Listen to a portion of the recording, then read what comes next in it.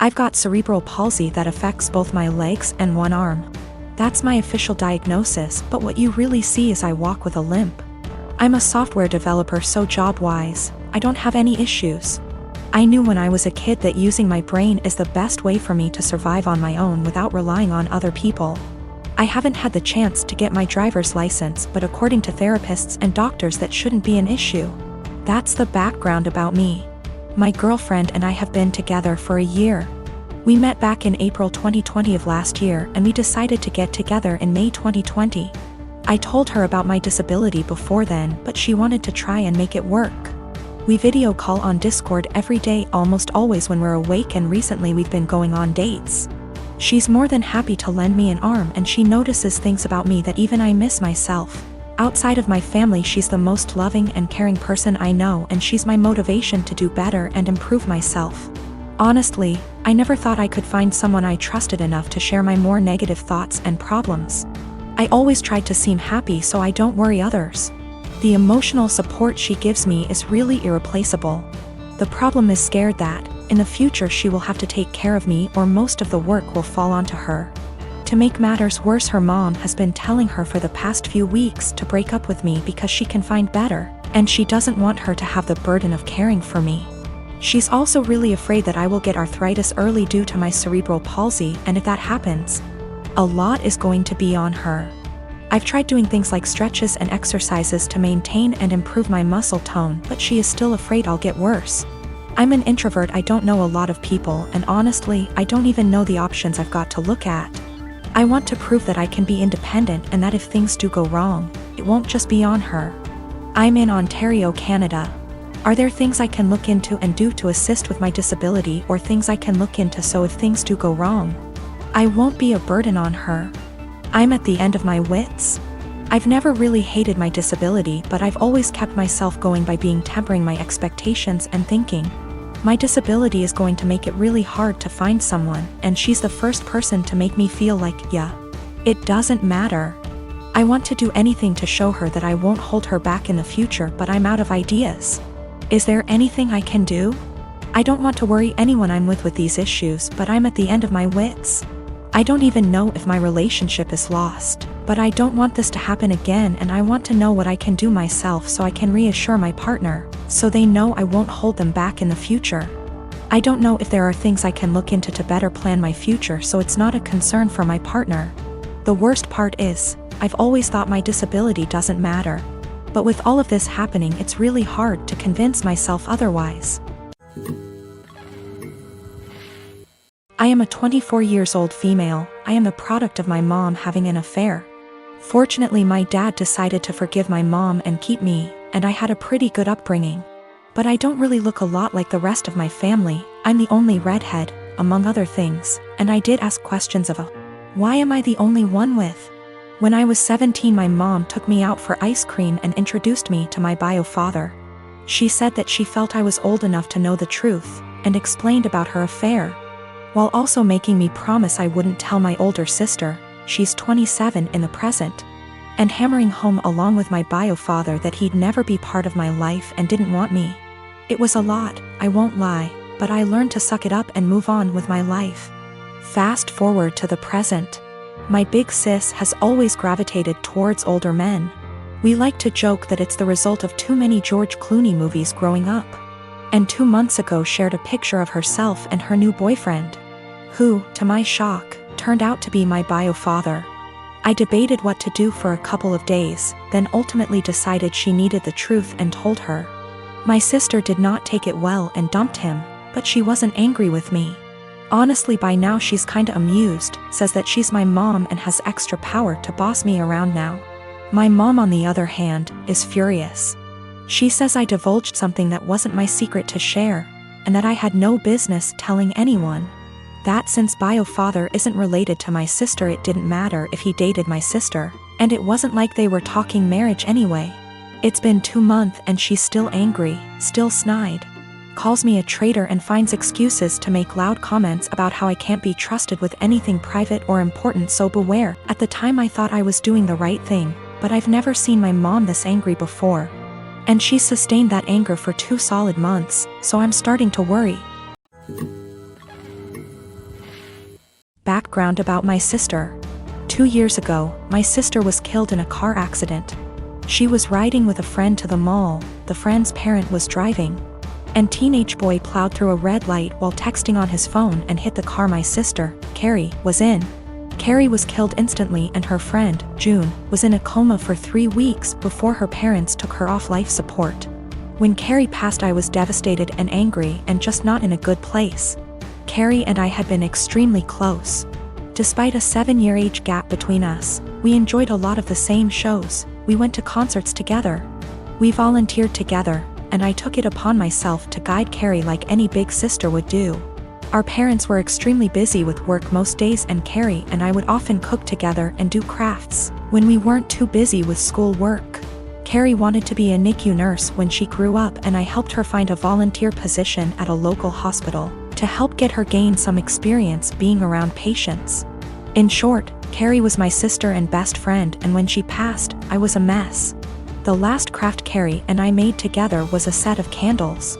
We bought the wax at a local craft store and we both made each other a candle and decorated the jar it was in. That was the day before she was killed. At her funeral, Carrie was buried with the candle I made her. The candle Carrie made me sits on my desk next to my favorite picture of her and I together at the beach. Or it did, until last week. Background about my boyfriend. I met my boyfriend about 1.5 years ago, about 6 months after Carrie passed. I wasn't looking for a relationship, I was still grieving my sister's death. But Eugene came along and it was love at first sight. He was extremely supportive, let me cry on him when I needed to, didn't push me into getting over grieving or anything. He was extremely gentleman about everything and very, very patient. After 6 months of seeing each other pretty regularly, we made it official. Eugene came into my life at a very low point and he has always been very respectful of sentiments I keep from my sister. Never asking me to take them down, always giving me space when I needed to cry. Eugene, along with most, if not all, of my friends and family know about Carrie's candle. There was a point after she died where I would take the candle with me everywhere out of fear that someone might light it, or steal it. Or who knows what. The point is, that candle was and still is a very important part of my life and something that my sister made for me and me alone. When Eugene and I moved in together about 4 months ago, I packed away most of the reminders of my sister and put out the candle and picture on my desk. I felt that this was a huge step because when I'd lived just by myself I had pictures everywhere and a few knickknacks laying around from my sister. I wanted to make Eugene and I's home our home with just a small part of my sister there. Eugene understood and was very supportive. Last week, we had a massive winter storm that knocked out power. We didn't have power for 3+ days. The power was knocked out at Eugene and I's house while I was at work, which did not lose power. Eugene texted me that he was going to light some candles and try and get a generator, so we could have some for of power or at least be able to charge our phones / use lights / etc.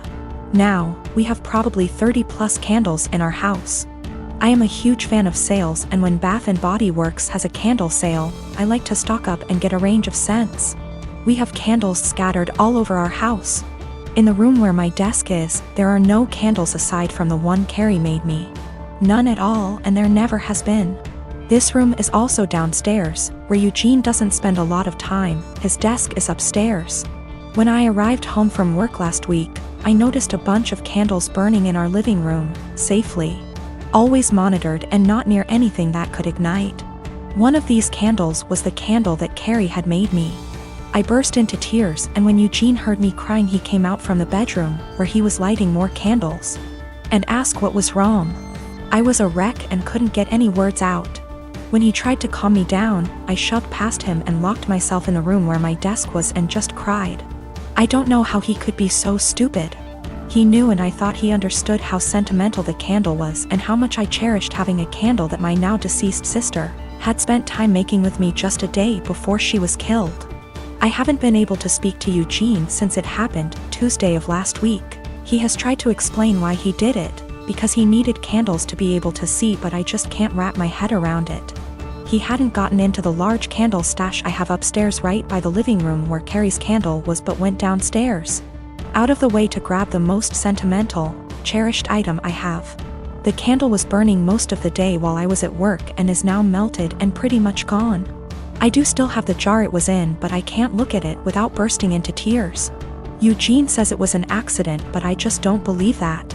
He said he was getting around to lighting the candle surplus we have upstairs, but just hadn't gotten there yet. After being home 6 hours alone with no power. I am heartbroken and feel like this is a major slap in the face. I feel disrespected. I feel like he disrespected my sister. I just don't know what to do. I don't feel like I can forgive him for this. My husband, Jonah, passed away unexpectedly a month ago from a stroke. I don't want to get specific about that part, it's the worst pain I've ever felt in my entire life. And I'm still not sure how I'm ever going to move on. We were married for 5 years, together for 7. The past 2 years we've been trying for a baby, but we're just getting to the point of considering IVF when he died. Jonah had a close friend in high school named Marjorie. Marjorie also ended up going to the same university as he did, and they spent a lot of time together during those college years. Jonah said that he liked Marjorie's company, but never felt anything beyond friendship with her, which I totally believe. Jonah dated other women during that period, but told me that several times Marjorie hinted that she wanted him to ask her out. She also joked about wanting him to be her plan B in case she didn't meet someone and get married by 30. By the time I'd started dating Jonah, he had moved a couple hours away from his hometown, and Marjorie.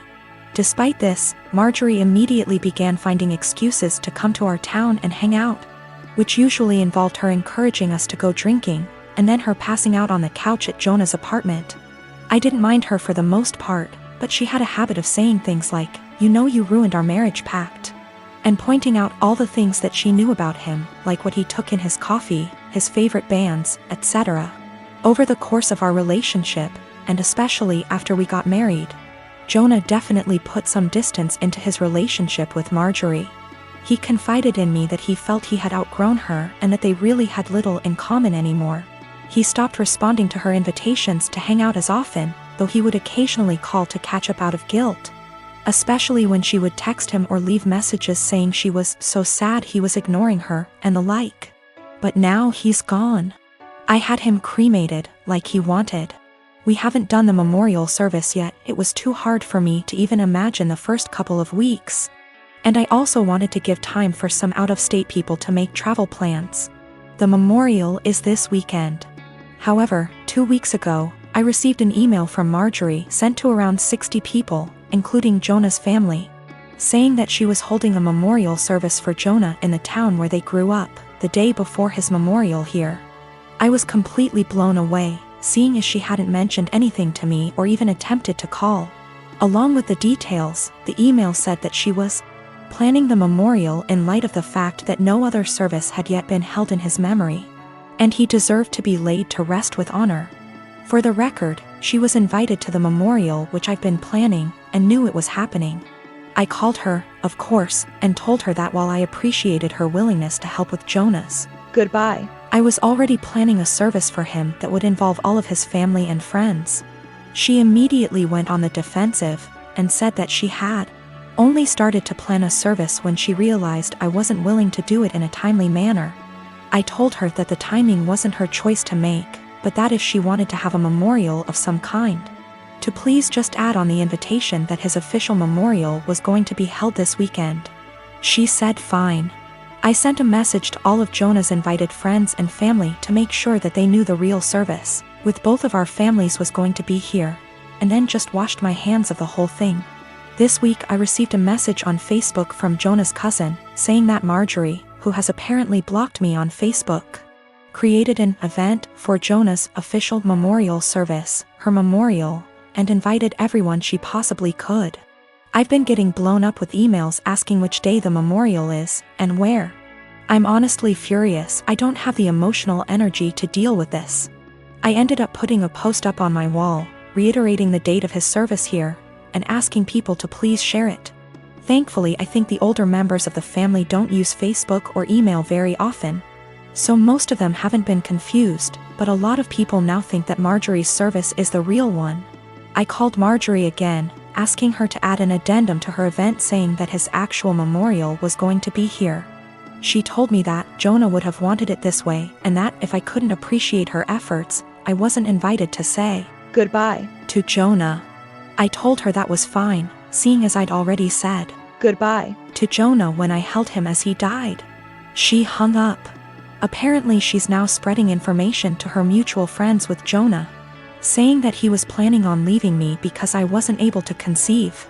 She also said that we had approached her to carry a baby for us, all absolute lies. His cousin sent me a screenshot of a text where she said that Jonah always thought we would have the cutest baby together, and that angry widow doesn't understand how much he wants children. I'm at a loss as to what to do. I don't care what she says about me, but she's now tarnishing my husband's memory, especially saying that he wanted to divorce. Jonah would never have left me, and anyone that knows him at all knows that we were committed to each other above all else. I need to figure out how to tell this woman to off without encouraging her to spread more lies. And I also want to just forget the whole thing and crawl in bed and never get up again.